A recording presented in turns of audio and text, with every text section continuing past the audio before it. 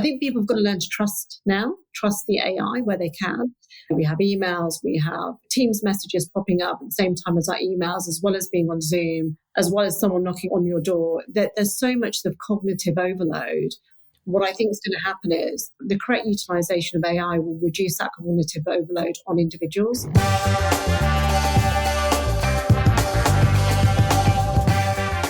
Today's guest is someone who sits right at the intersection of big bank stability and disruptive fintech innovation. I'm joined by Rupy Malizia, Chief Operating and Transformation Officer at HSBC Innovation Banking. Rupy has spent more than 2 decades inside some of the biggest banking institutions in the world, like Barclays, Lloyds, HSBC, and also a very colourful spell working in California for Silicon Valley Bank, which ultimately led to her current role now helping some of the UK's most exciting high-growth tech companies. Rupy has really seen every side of the industry. This episode is just packed with insights. We get into what truly separates fintech from institutional banking, how to build an innovative mindset inside a global organisation, the UK versus the US and who's really leading on AI startups, and her general optimism about the UK as an AI hub in the coming years. We also discuss how SMEs can break into enterprise customers and how Rupy manages to juggle a relentless schedule with her family life. Rupy is so candid in this conversation and gives us some incredible insight. A fabulous guest all round. I really think you will love this one. This is Rupy Malizia. Rupy, thank you so much for joining me. Thank you for having me on your podcast. Yeah, no problem at all. We were really excited to get you on. We know of you and some of the amazing work you've done at HSBC in the last couple of years. And obviously with AI and everything going on in the banking sector right now, we thought it was a perfect time to get you on. So let's kick off with this sort of question we always start with. What does good leadership mean to you, Rupy? Okay, so it's quite a topical point, and it's something we talk about an awful lot as the business executive team at Innovation Banking, because we like to keep it fresh and making sure that we're focused on the right things. And we have a new CEO as well, so that's really quite timely. For me, it's definitely about having a very clear vision and strategy, but really underpinning that is the ambition, inspiring and exciting that ambition. It's super important to get an organisation behind that ambition linked to the strategy. Clear vision, clear direction setting, but also underpinned by purpose as well. So I think for a lot of people that are in innovation banking space, they're here because there was a strong sense of purpose on why we're here. Linking that to ambition, I think that's for me, and clear communication as well. It's really important. Yeah, absolutely. It's easier said than done though, Rupy, isn't it? It really is. We can maybe get into that in a bit more detail as we go along. But so look, for the listeners who are not so familiar with yourself, could you give us a little bit of an introduction in terms of, first of all, how you got into banking, okay? Yeah. And just give us a high-level overview of the sort of early part of your career right up to joining HSBC. Okay, so yeah, perfect. So I've always been in the transformation space before the last 5-10 years. It was very much I love making changes and continual improvement. I've always had that mindset. So early on in my career, I made a decision to kind of spend a lot of time in the transformative space, and it happened to be within banking. So that was a number of tier 1 banks. So my whole career has been in tier 1 banking up until 3 years ago when I made a switch to a tier 3 bank for a decision that I'm sure we'll go into later. But it's something that I feel very strongly as a business leader. BAU doesn't work for me. It has to be about that continued improvement, which if you think about the last 20 to 30 years, the transformative change that's happened within technology means that you have to keep on your toes. You have to keep moving things forward. And I love that. I don't like stale and BAU and just plodding. There's always some way of improving it. So that's where my lean has always been. And I've been lucky enough to traverse a number of tier 1 banks and also traverse within those organizations as well, leading me into technologies. Yeah, it's always the old adage, isn't it? If you stand still, you go backwards. There's a lot of challenge in transformation within big tier 1 banks, isn't there?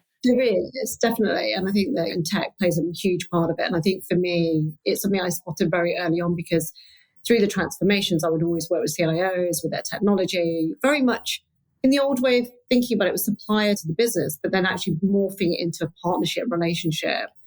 And then for me, really getting in depth with tech to understand how they actually operate was very important, because I think every business leader needs to have that foundation knowledge. Yeah, no, absolutely. Just looking back now over your career, just on the leadership theme then, in terms of like your career so far, are there any moments that stand out in terms of having had most or profound influence on your leadership style? I think for me, it's going to be within the last 10 years. I think growing up through my career, you get those additive moments that you're learning and you're improving. But then when you're in an environment, which I was in HSBC, on a global platform, you're running teams globally and across all regions. And I made the move into technology. So I remember someone saying to me, why on earth are you going to tech? Because they're our supplier. My view was very different. I did quite a bit of sort of personal development courses with INSEAD around innovation, digital ecosystems. So I could predict in a way what was coming. Yeah. And tech is very much underpinning everything we do in society, in any industry and in banking. So throwing myself into tech, not being an engineer, was a key pivotal moment for me. Yeah. It was challenging because I'm not an engineer. But the difference was that I was hungry for that technology and that tech understanding and working with and understanding the engineers, and then straddling between business and tech, creating that partnership relationship. Yeah. Maybe that was quite personally challenging, and it was a tough few years, but brilliant when you get to a point where people respect what you bring to the table. They see the value. You're really trying to create an environment where technology and the business hook together and they connect in together. So I think that was a big part for me. The second pivotal moment for me was in the last 3 years, and it was very unexpected. Whilst I predicted the other stuff, I did not predict this one. Having been in technology, very much involved and interested in emerging tech for banking, but also when you've got such legacy infrastructure, it's very hard to introduce sort of new technology at that point in time. They are certainly doing that now. More and more banks are bringing more fintech technology into the organizations. Yeah. I made a decision to go to Silicon Valley Bank.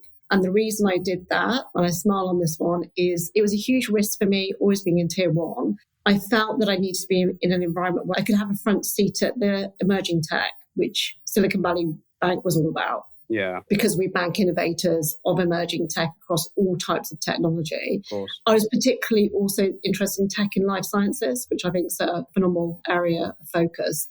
And so I made that move into Silicon Valley Bank and made a decision and really got access to so much tech clients, innovators, seeing what's out there, seeing how they're thinking out of the box. And if you compare it to 25 years ago, if I compare the kind of investment that's available from VCs into technology companies now, we're looking at 17 billion dry powder. That's a 30% increase from 25 years ago. It was around 13% that they would invest in tech companies, whereas we're seeing a huge uptick now, and it's pacing up year on year. So I feel very lucky to be in the environment I'm in the client base that I'm in the company that is just fantastically driving the right way forward in tech. No, that's really interesting, Rupy. I was going to ask you about that. That's a great segue. So let's just dive straight in. So you were at the center of, you were involved in one of the biggest moments in modern banking, I think, in terms of press coverage and controversy and just in terms of being in the right place at the right time, or maybe the wrong place at the right time. But you obviously transitioned to Silicon Valley Bank and then was involved in the transition into HSBC Innovation Banking. So how did all that unfold, and how did that transition over into HSBC Innovation Banking eventually? That period of time was quite an interesting period of time, and hugely grateful for that experience. And I can sit here and say that now because it's been a huge success. At that point in time, I was probably incredibly worried about what the outcome was going to be. I moved to Silicon Valley Bank from HSBC and I worked in technology. So I was very much immersed in tech. Yeah.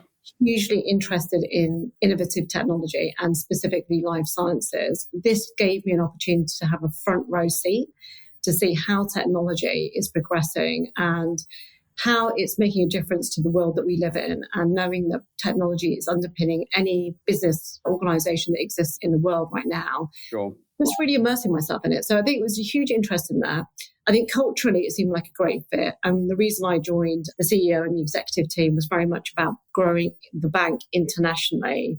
We were EMEA, so we weren't just UK, we were EMEA, part of the US branch of Silicon Valley Bank. So that was the reason I came over. It's a growth opportunity. Innovation was going to be peaking at some point. I wanted to be part of that. I wanted to be in the middle of that. Of course. still am very much involved in that, which is great. The weekend that happened in March 23, really out of our control from a UK perspective, that was very much US related. And unfortunately, we had the contagion impact of that issue within the US. We also had a scenario where we were on the US platform. So we didn't have standalone technology platforms in the UK. We were on the US platforms. Luckily, HSBC bought us, which is great news. And we had to do a very rapid technology migration for our clients. So we needed to, one, ensure that the bank was running after the weekend, which we did, and protecting our clients, their deposits, etc., looking after our clients, looking after our employees, ensuring the UK ecosystem was still going to retain what the greatness it had from an innovation perspective. But it was our job to quickly migrate off the technology platforms from the US very quickly. I was in a good spot. I understood technology. I understood HSBC. I partnered with some great people within HSBC. The trust was there. Yeah. We were able to navigate very quickly. I was working with technologists I previously worked with in my previous role at HSBC. It made it far more seamless.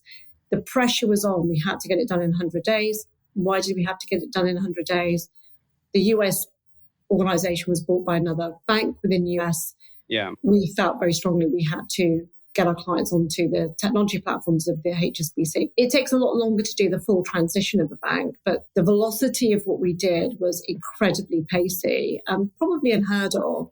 And previously being involved in the HBOS Lloyds Banking Group integration, which took 2 years to do that, it was a far bigger client base. This was an incredible speed of delivery. Yeah. Sorry, just so I'm clear then. So obviously SVB had problems, and then the HSBC Innovation purchased the UK side of that organization. Is that right? Correct. So obviously all of this unfolded. You obviously had an intimate knowledge of HSBC. So how close were you in terms of brokering or being involved with that deal? So I'm assuming a lot of it went through you and your contact book there. Is that fair to say? No, you would have thought so, but it didn't work out like that. I think it was a coincidence, essentially. Then it's a coincidence. Okay. It had nothing to do with the fact that I happened to be in a Silicon Valley bank. It had nothing to do with that. There were much bigger play here, and also from a government perspective. If you take a step back view, Silicon Valley Bank did have a significant part to play in the UK innovation ecosystem. Yeah, absolutely. Now, the collapse of a bank like ours, that have deposits from innovation clients and we lend to innovation clients, would have a hugely detrimental impact on the UK ecosystem, innovation ecosystem. That was recognised at a macro level in the UK. Yeah. So there are forces at play behind that will enable this kind of deal to go through. But I have to say, I'd love to take the credit. I can't take the credit. I had a significant part to play on the transition across and safe transition.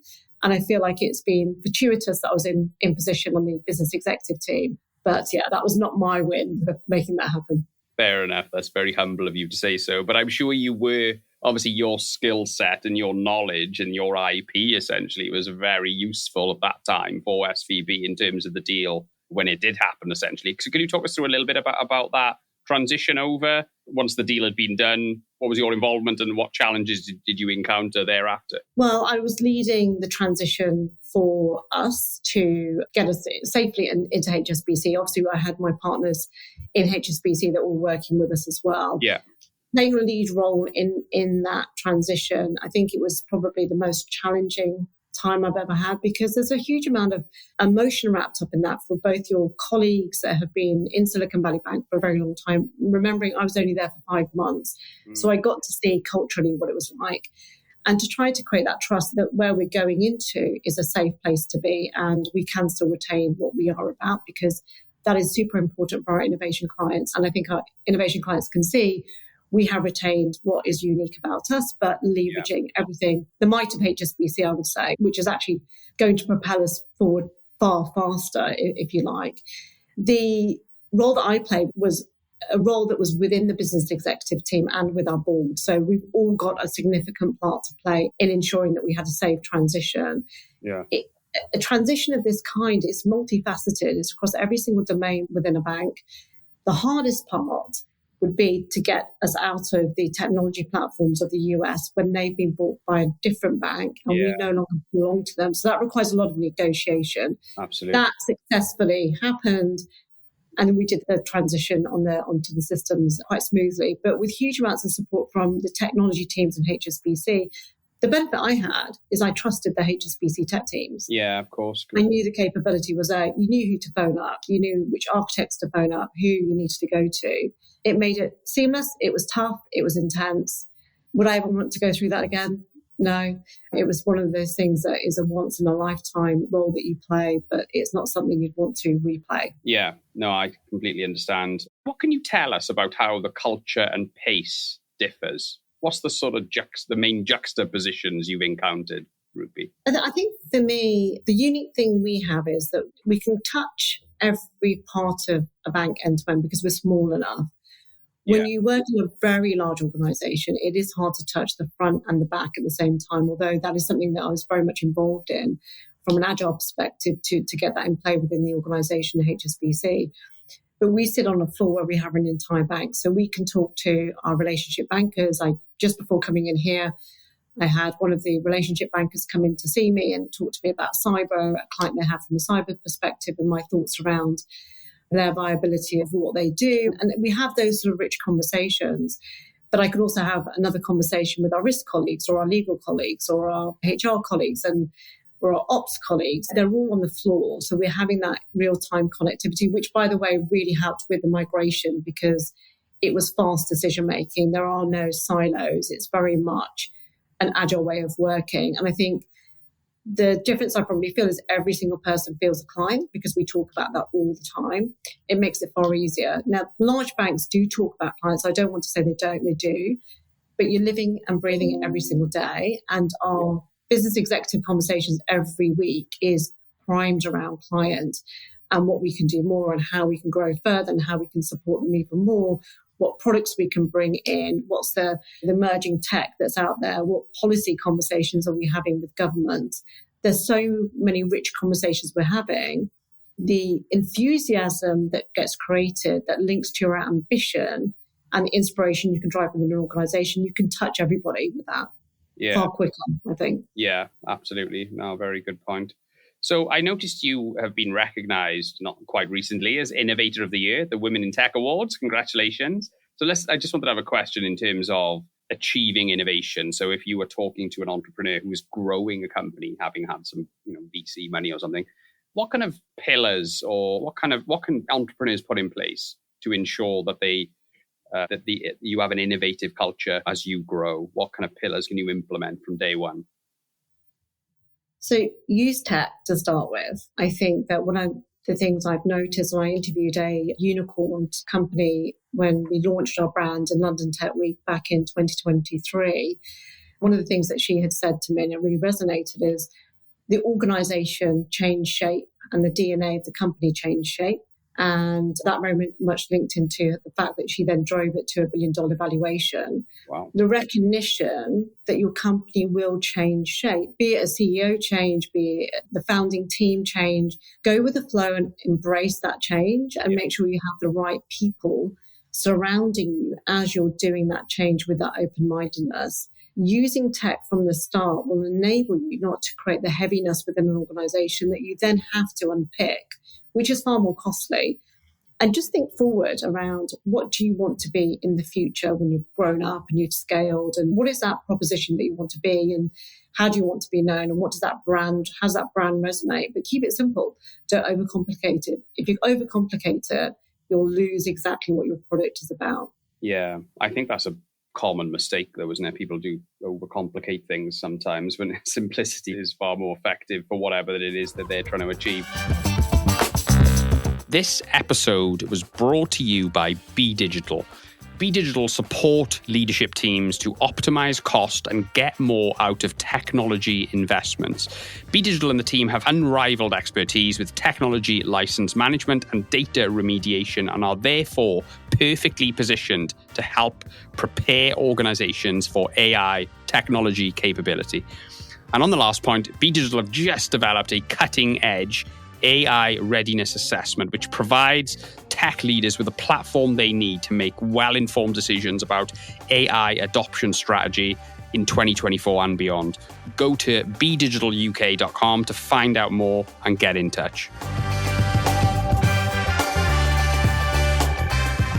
I wanted to ask you as well about, in terms of your current role, so you're obviously leading operations and transformation at HSBC Innovation Banking. What does that involve? What's the daily grind look like for you, Rupy? What did this week look like? We had a huge town hall hosting our CEO on that town hall, talking about client, talking about the company, talking about our ambition, talking about our strategy, talking about our vision, talking about our aspiration, really setting that culture within the organization. So as a business executive member, so I feel like I hold two hats. One is I have the COO and transformation hat, but equally I have a business executive role to sit on the executive team to make sure that we are focused on growth and scale. So how do we leverage HSBC, make sure we're making the most of it rather than resisting it? So there are huge benefits with being part of HSBC. Yeah. Ensuring our people are set up for success. So how do we simplify, create the agility around that, and remove any kind of bureaucracy, things that are getting in the way? Enabling our product delivery with our chief product officer, chief commercial officer, working with our operations teams to make sure that we're removing manual activity where we don't need it. So there's so much workflow automation out there, utilization of AI. We have payments operations that we look after. We have client onboarding. So how do we got the best onboarding service offering for our clients? What does our digital channels platforms look like? Yeah. What does that mean from our NPS score perspective? And keeping that real. And it's one of the things you have to keep real with your clients to make sure that you're getting the feedback loop to keep evolving. Yeah. So for us, it's the conversations all this week have been obviously running the business, but what's our ambition? How are we going to push further forward? What's the further emerging tech that's coming up that we need to be involved in? So it's a whole host of things, Gareth. It's truly a business that we as a business executive team have our arms around. And it's multifaceted. So it's not just the domain that you're looking after. You have a role to play, which is from a growth and scale perspective, and protect the bank as well, my clients. You mentioned AI there, Rupy. So let's maybe start talk of just in terms of the bank itself and the industry, and maybe then we can move on to your customers and the entrepreneur and the startup scale-up world. So in terms of global banking and HSBC generally, how is AI having an impact? What are you seeing that's changing as a result of AI? I'm going to go back probably 15 years, maybe less than 15 years, between 10 and 15 years. So I remember I was in another bank and we were talking about how we introduce some machine learning, automation, etc. And fast track on 10 years, that was a new thing back then. So I see a mix of companies that still are almost the same as that 10 years ago, but I'm seeing companies that are almost fast tracking and moving forward at incredible pace with what they can do. That becomes super additive to what we do as an organization and other organizations. What I'm also seeing is our technologists within the organization, which sit within HSBC Group, they are using their smarts to create the AI solutions internally, as well as leveraging external. But the pace at which they're working, they are able to create an environment where we can use AI in a very safe way for our client, for our organizations, more so than I've ever seen before. So I think in the last 3 years, the speed of change that I've seen in that space has been quite incredible. And there's more and more coming forward, which makes it far quicker for us to do our jobs. I use AI actually on a daily basis, and I translate documents very quickly. I get very dense documents. I see very long emails. I can synthesize, I can pull out the information very quickly. That enables you to make the decision-making far quicker and get to the key elevator messages that you need to have. Yeah, sure. I'm glad you use AI every day. It blows my mind when people are not using these tools, because there's so much value to be had if you know how to get the most out of things like our large language models and that. But what about agentic AI, Rupy? Are AI agents being deployed in the bank today, or is that something that's more aspirational? Discussions are underway. Yes, those conversations are happening. And interestingly, that was happening back in 2018. And I was very much part of that at that point in time. But it's advanced so much that it's a competitive advantage. It's something that's a competitive advantage now, but it's going to become the norm. So it will just be the norm. That's what we should be using. Yeah. So we're seeing some great clients, either clients from ourselves or people that are coming into the organization to have those conversations. So I think that watch this space. I see a lot more of that utilization in banking, and it will become normal in the next couple of years. for things like customer service and stuff like that, do you think? Customer service, and I think you probably know, when you phone up an organisation and you go through all these, and you're on hold for an hour and then the call drops. And yeah, and it may not even go to a human. It might be you're going through all these steps. Yeah, I am a big fan of this. It's something that has been based on behavioural science. This has been out from one of the universities in the UK. It is incredibly human-like. And I was immersing myself in this product. I was asking some random questions to see how they would react. And I was blown away. Also, the accents that they can apply as well. I think people have got to learn to trust the AI where they can. But have a little bit of caution, but it's going to expedite and save huge amounts of time. But if you think about how we operate today, we have emails, we have Teams messages popping up at the same time as our emails, as well as being on Zoom, as well as someone knocking on your door. There's so much of cognitive overload. Yeah. What I think is going to happen is the correct utilization of AI will reduce that cognitive overload on individuals, and you'll be able to take away 25% of what you're doing and focus that time on really value-add, exciting activity that you always want to focus on. Yeah, absolutely. But that's the dream, isn't it? Obviously, automate all the stuff you don't enjoy and do the stuff you do enjoy. But I think in terms of customer service, though, I mean, from a customer standpoint, let's say I won't pick on banking. Let's say I'm calling the DVLA or the HMRC or something. If I had the option of talking to a robot, but they would answer the phone in 5 seconds and you're immediately having a conversation with a robot, I would take that over a 30-minute wait to get through to a human any day of the week. Do you know what I mean? And I think that's what is exciting, because these robots are getting so human-like and they can deal with pretty much every problem, that I think the days when customer service, when you call up, get through to an entity who solves your problem really quickly, those days are not too far away, are they? I think we're nearly... They're here. Yeah, they're here. Yeah. Do you know they're here? And the reason I can say that with such excitement is because when we talk about robots, they did feel robotic. And what I'm now seeing and hearing, and clients of ours are definitely in this space, it's so human-like, Gareth. You cannot tell the difference. It's crazy. And that's quite incredible. And that's also, there's a danger side of that. So I think in a way that it's controlled and it's in the right environment, I think that's the right thing to do. But equally, I can see instances whereby you have people hacking things, you have fraudsters, etc. They can mirror that. And actually, for people to be very clear about all the protocols that go around utilizing those sorts of agentic AI solutions. But people are going to have to get very educated themselves around what's true and safe and what isn't true and safe. Yeah. Are you having conversations in the bank now and generally in the industry in terms of AI safety then? Because there are quite a few things that can go wrong with these bots and with other manifestations of AI in the organization. What controls can you put in place, Rupy? I think it's still early stages. For me, I'm not personally involved in those specific questions, but that is something very much that the bank is discussing and thinking about on a broader perspective. And that's at a global scale within HSBC. And obviously from a cyber perspective, we've got specialists in that space that would be conversing on those matters. Yeah, sure. So let's move on over to the customer side then. So I want to get your take on what's going on in terms of the startup and scale-up world in the UK right now and what you're seeing. How optimistic are you in terms of the UK from an entrepreneurial standpoint? Are you the UK being a world leader in this AI innovation wave we're going through right now? Are you seeing lots of startups, lots of exciting things happening? Is it a bit stagnant? What's going on? Yeah, I've been in this space for 3 years, and I'm still in this space for a reason, because we're absolutely, especially for Europe and the UK, we're at the heart of what's going on.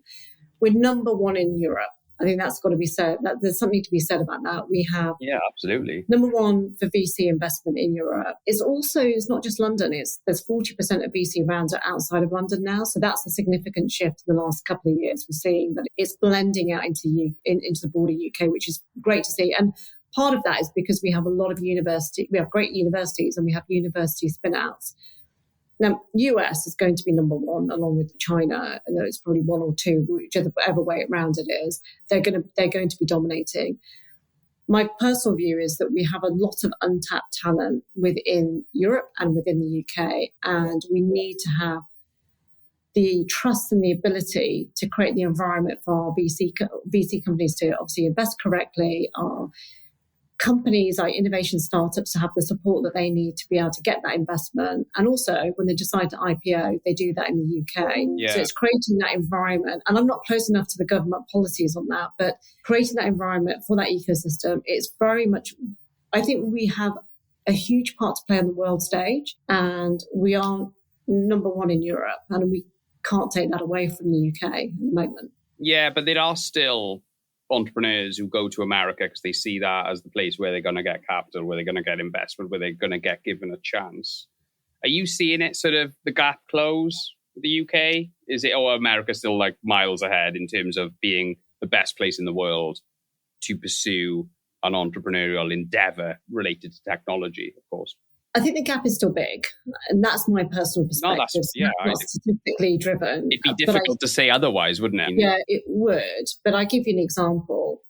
Jensen, and NVIDIA, of course, are investing. Was it around 2 billion or something into the UK? He's actually investing in one of our clients that is related to customer services, behavioural science solution, and so I feel optimistic that bridge with US and UK is going to help with that encouragement of investment of big names investing in our UK companies. Now, seeing that this year for me gives me a lot of excitement that we are going to expand further in the UK. Do I think that we could be number two to US? Yeah, I do. It's going to take time. We need investors.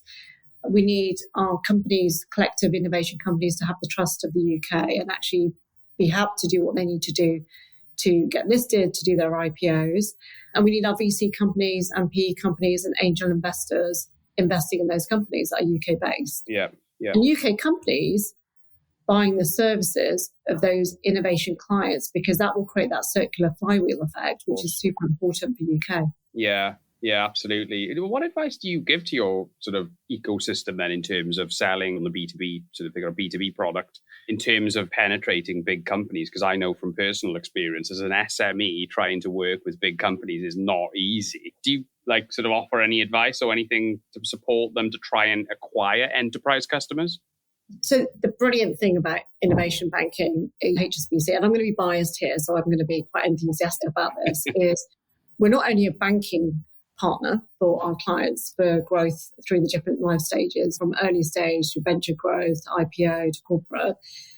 And not only have we got that international footprint, so we can connect through seamless banking through the world. Yeah.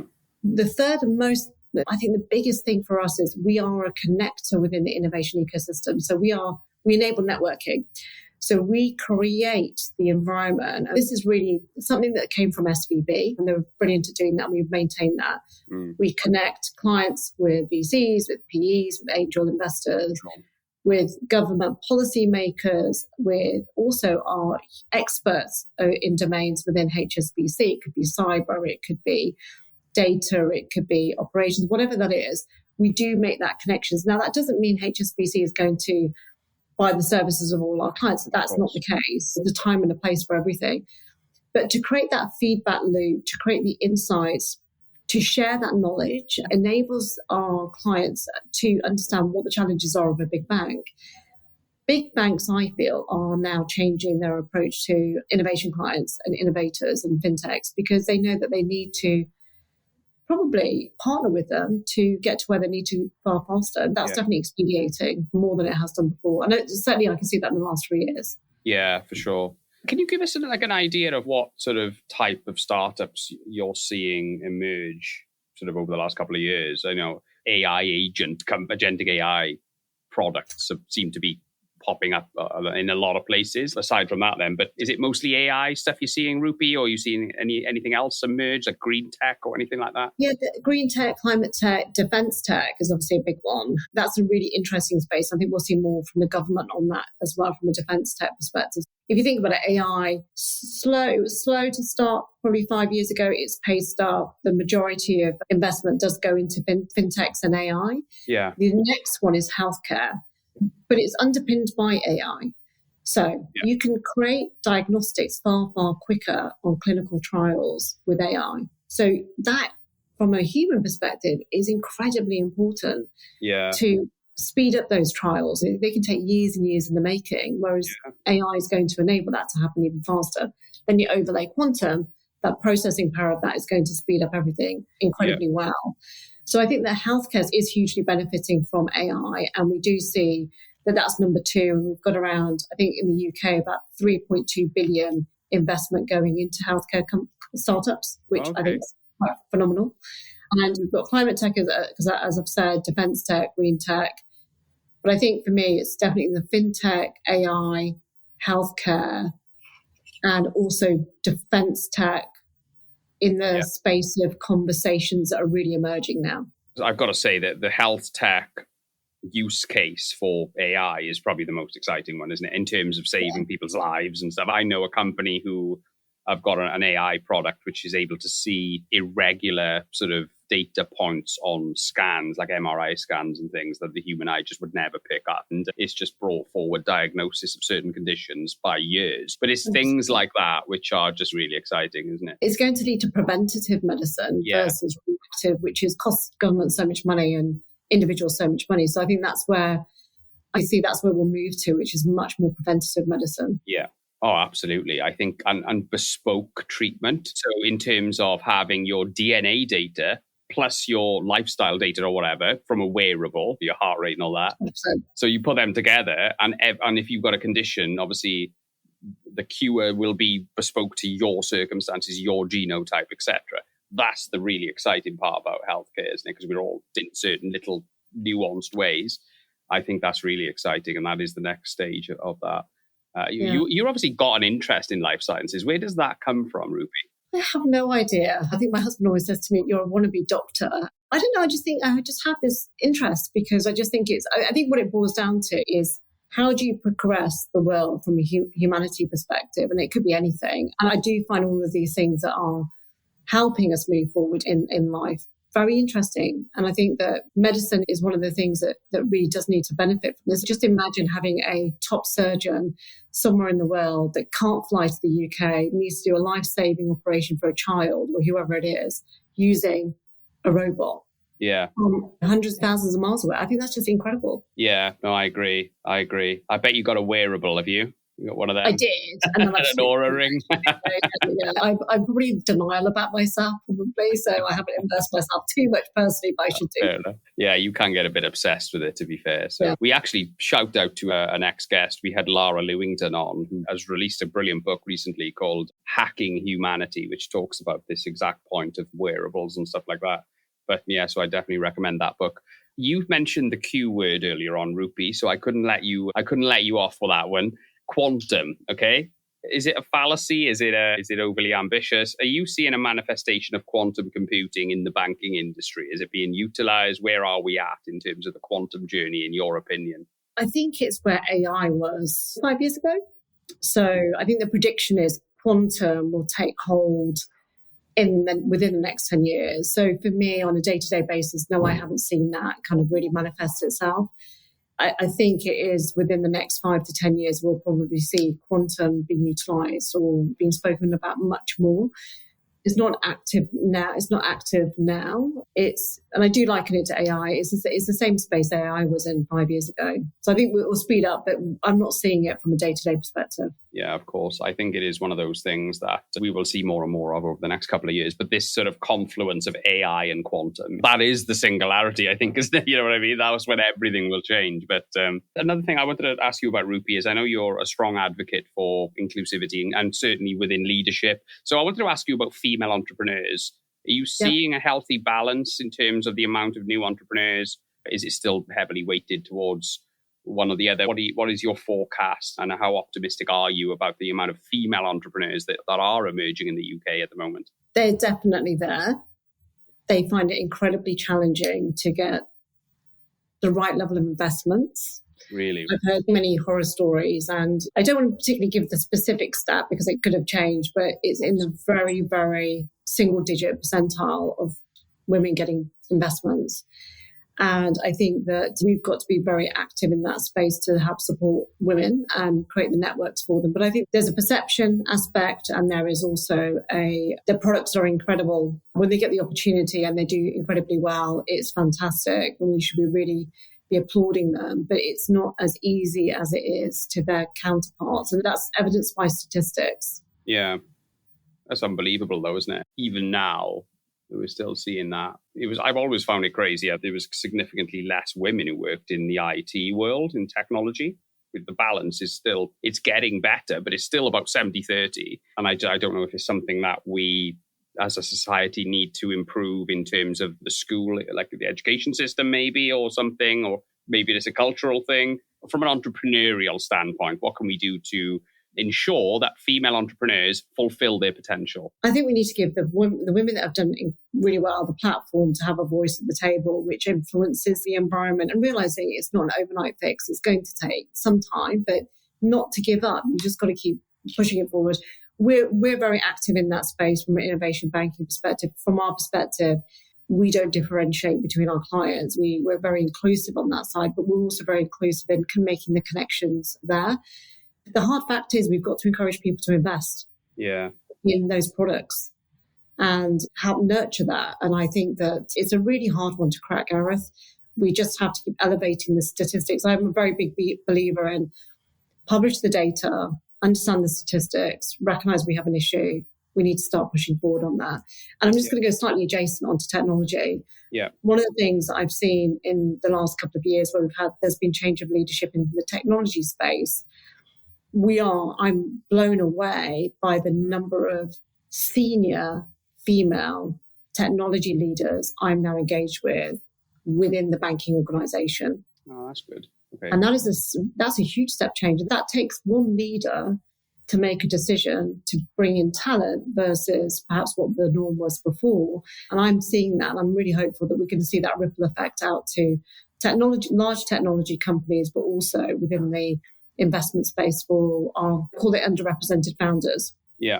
Yeah. Oh, that's fantastic. That's reassuring. So there is some light at the end of the tunnel then. But I've got 2 daughters and I'm always trying to get them, I want to bring them up in a way where they believe in themselves so that they fulfill their potential. Do you see what I mean? And I don't care what they want to do, but as long as they push themselves to become the best version of whatever it is that they want to do. I have 2 boys. So my job, they see their mum go out and do what she does.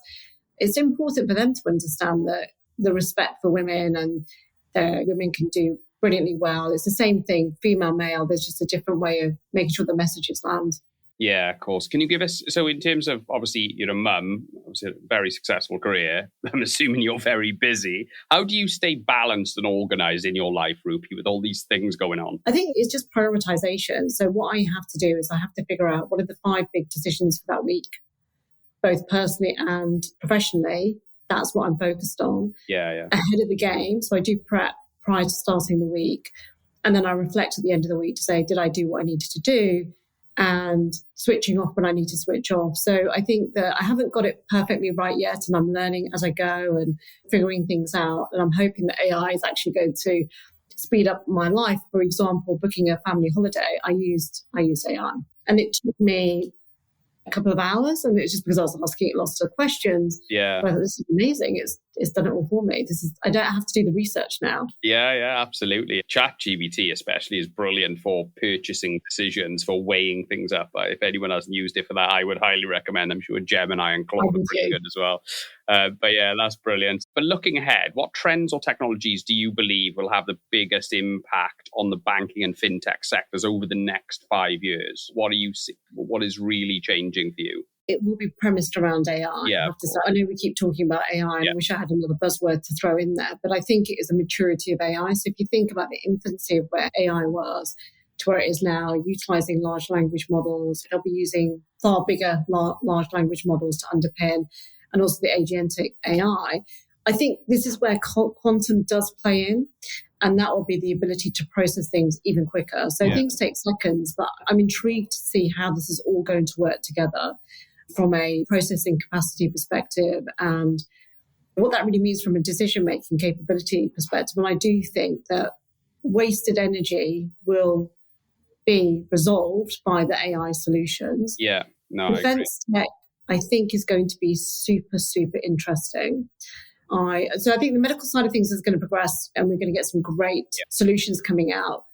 The defense tech is going to be interesting because there's also a right and wrong way of doing things as well. And I think that's going to be an area of heightened focus over the next 5 years. So with that in mind then, because I thought you were going to say that, it was a good tee up for where I was going with it, which is in terms of, think about as digital innovation accelerates, okay, what skill, I'm talking about skills and things like that, okay, so what skills and mindsets will define the next generation of banking leaders, do you think? Do you know what I mean? Because I think having these incredible tools at our disposal, our ability to use the tool as an overlay to achieve our goals, do you know what I mean? Interacting with the technology is now such a critical part of delivering good outcomes because the bar's been raised by AI powering a lot of what we do. Do you know what I mean? So have you thought about that in terms of the skills that we look for jobs are now shifting? Have you seen that manifest in any way? Someone's ability to use AI is so important now, isn't it? We interview people, and I think for me, it's what's the passion for the client, the product? Yeah. Is it just I'm just interested in this little piece of the pie that I'm interested in, or are you interested in a holistic position? Yeah. The second thing is, how versed are you in tech? How much of tech do you understand? Also, how do you perceive tech? Is tech a supplier? Is tech a partner? Is tech a solution-oriented way of working? And I think what happens with that is you start to understand the kind of dynamics and the way people think about things, so that when you can teach this, but for some leaders, you do need to have that in position for when they come on board. I personally believe very strongly that business leaders do need to immerse themselves in tech. And I'm going to be biased. I did that myself, and down to the in-depth of what engineering is about and infrastructure and cyber and data, etc. I think it's been the best thing I've ever done. Yeah. As we move forward, 10 years' time, we're going to have leaders coming through that have been well-versed on digital ways of living. And so it will become normal. I think that's when we're going to see the kind of the step change jump. And it will just be normal for them. There won't be any, well, we did this before, we can't possibly do this. They will just have a different way of thinking. And I certainly think, I'm sure with your daughters, certainly with my sons, I see they are in the digital age. I think for us now, it's the case of safeguarding, protection, cyber, etc. And I think that's a role we're also going to have to play, which is how we ensure the next set of leaders understand the risks around it and that we have enough things in place to protect as we utilize AI much more. Because I think that's the biggest risk. So look, you've got a long way to go in your career, quite clearly. But looking back now to the sort of beginning of your career, your 21-year-old self, okay, what advice would you give that person knowing what you know now? I think it's purely down to believe in yourself. Yeah. And don't worry what other people think. It takes you a long time to realize that. That's a big one, isn't it? Do not worry what other people think. Because that crushes some people, doesn't it? It really does. It does. And also you waste so much time. And I often say to people, and I say this to myself, am I going to know them in 5 years' time? Yeah. If it's a yes, interesting. If it's a no, you've got the answer. Yeah. Yeah, absolutely. That's really good advice, actually. Because that does paralyze some people and it really suppresses their ambition. So, do you know, in terms of entrepreneurs, you obviously speak to entrepreneurs quite a bit, I'm assuming. Yeah. Is it a typical theme that always comes up, and what type of advice do you typically give entrepreneurs? But I think, a lot of entrepreneurs I meet, and they're super, super confident. Yeah. Like super confident. They're quite young. They can be quite young. And actually, what I'm impressed about is, wow, if I had only been like that when I was in my 20s. But you can be too confident, though, can't you? Do you know what I mean? It could be bordering on delusion then. Yeah, you can be too confident. And often when I speak to them, I did a demo day because I was really interested in understanding the AI solutions out there to see what we could bring in to help us. Yeah. And I had 5 mix of clients and others that came in and to showcase their solutions. And the first thing I said to them was, don't sales pitch. Show me the product. From the product, I can understand whether is anything viable. And there was one particular one, great idea, but really in quite an immature state of the innovator and the founder. Yeah. And actually we gave proactive feedback to them. And, they were so grateful. And they said, thank you so much for that information. I think that if they want to have the feedback, give that feedback to them. I do feel that there's the self-belief is incredible. And I think to be a successful entrepreneur, you have to believe in yourself. And believe in the product. There is no point in doing it if you're not believing in yourself and believing in the product. Yeah, absolutely. I think that having that belief in yourself, it really helps you when you hit the inevitable down time, like the bad time, because you're going to get, being an entrepreneur is just up and down, isn't it? So I think don't get too excited with the highs and too down with the lows, isn't it? Yeah, and also they will get lots and lots of no's, and then they will luck out. But equally, when you luck out and you get to the right investment levels, you remember when you're invested in, those investors expect a return. So they're not given an easy ride when they do receive that investment. They are having to constantly perform. And that's one of the things I think businesses should compare themselves to, is that these innovators have to keep on top of their toes all the time to make sure they're performing. That's exactly what businesses should be doing, and not drop into the complacency. Absolutely, 100%. Let's finish on this one then, Rupy, okay? So we always ask our guests for a book recommendation. And if you're not much of a reader, you can basically use a documentary or a piece of content or a blog or anything, whatever content you're into. But yeah, have you got a recommendation for our listeners? I listen to a lot of the masterclasses. There's so many of them. I listen to so many different ones. I couldn't pick a particular one, but they're always inspiring. There are famous people that are on there, or there are inspiring leaders. So I do listen to a lot of the masterclasses, and I chop and change depending on whatever that is. Yeah. But I think I'm going to be the book that I am reading, which I'll really own up to, it's actually Let Them. And part of that links back to what I just talked about, which is don't let other people get in the way of what you believe in yourself. And if people actually don't value what you do, you've got to let them. You can't control them, but you actually have to understand how you're going to do things differently. Yeah, and sure. own that. So I think there's a bit of a philosophy, psychology aspect to that. But I think masterclasses, I would recommend that to people to dip in and out of whatever they have on offer. Yeah, I was going to say, in terms of Let Them, I've not read that book, but I know the author really well. Yeah. Oh, not personally, but you know what I mean. I know Mel Robbins. She is fantastic. She is so good at self-confidence, that sort of genre. I would highly recommend her appearance on the High Performance podcast. She was brilliant. But she's such an uplifting personality. But yeah, Let Them. So we'll put that on the show notes. But thank you for that recommendation, and also masterclass as well. Rupy, it's been an absolute pleasure. Thank you so much for joining us. Yeah, so many brilliant topics and points that we've covered. So we really appreciate your time. We know you're very busy. So thank you so much for sharing your story with us and being so candid. Brilliant. Lovely to be on the podcast. Thank you. A huge thank you to Rupy for being so open and insightful there. I just really enjoyed that conversation, especially, there was many things that I could draw attention to here, but I really enjoyed hearing about her, or the discussion around her remarkable role in navigating the acquisition of Silicon Valley Bank's UK assets. For those of you who are not familiar with the story, Silicon Valley Bank, they went under basically, and HSBC Innovation Bank bought their UK assets. But obviously, Rupy had worked for HSBC previously and then recently joined Silicon Valley Bank, unbeknown to her, all this turmoil was going on in the background. So she was uniquely positioned to assist in this acquisition, which is an incredible twist of fate. Having worked on both sides of the equation, she was uniquely positioned to support one of the most significant moments in recent UK banking history. And her reflections on that period were just fascinating. To hear her experience there was amazing. But what really stayed with me, I think, was Rupy's honesty about the barriers that still face female entrepreneurs in the UK, probably beyond as well.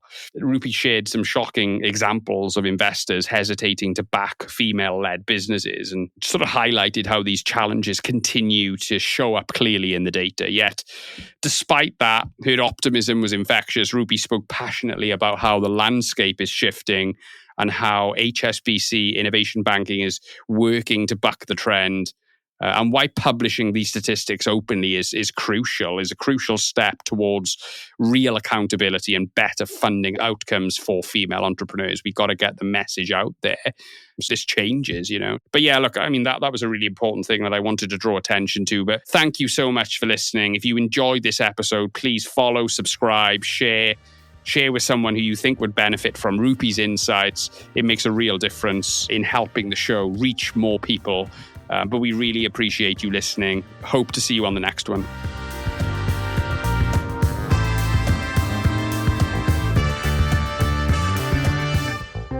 This episode was brought to you by Be Digital. Be Digital support leadership teams to optimize cost and get more out of technology investments. Be Digital and the team have unrivaled expertise with technology license management and data remediation, and are therefore perfectly positioned to help prepare organizations for AI technology capability. And on the last point, Be Digital have developed a cutting-edge AI readiness assessment, which provides tech leaders with a platform they need to make well-informed decisions about AI adoption strategy in 2024 and beyond. Go to Be Digital UK to find out more and get in touch.